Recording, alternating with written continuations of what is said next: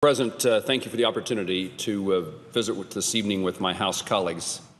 This is a special week in Washington, D.C., and a number of my colleagues have paid tribute by attending memorial or speaking to those who died in the service as fallen police officers.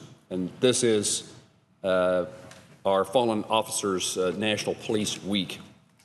Mr. President, in 1962, Congress and then President John F. Kennedy designated May the 15th of each year to be Peace Officer Memorial Day, and the week of May 15th to be National Police Week. Each spring, we take time to recall the men and women of law enforcement who were lost in the previous year. Unfortunately, this list has become far too long. Since our nation's founding, more than 20,000 American law enforcement officers have sacrificed their lives in service to others.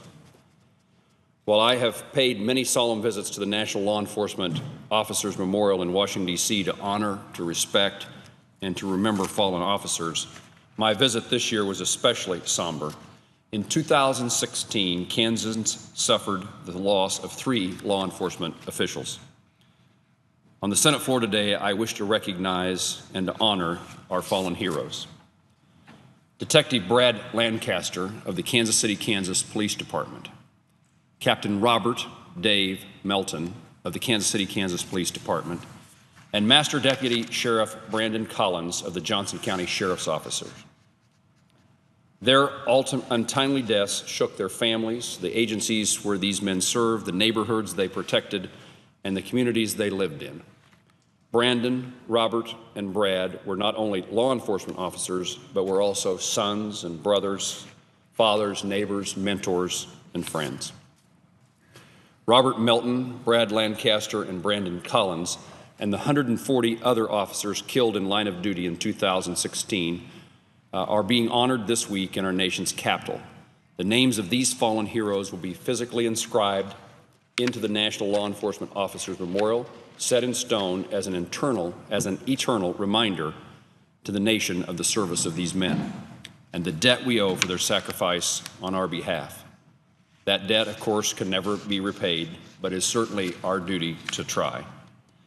As Americans honor these men during National Police Week, we must also remember their families, friends, their fellow officers, the loved ones they left behind.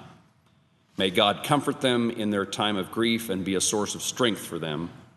May He also protect all those who continue to serve and today and to stand in harm's way to protect our communities. An inscription at the memorial reads, "In valor there is hope. The losses of Brad Lancaster, Robert Melton, and Brandon Collins have imposed tremendous hurt and sorrow, but our memory of their service to others and acts of valor offer Americans hope and inspiration to carry on their mission to better our communities, to protect the vulnerable, and to stand for what is right. As we remember, let us tirelessly pursue those ends and do all we can to honor the fallen."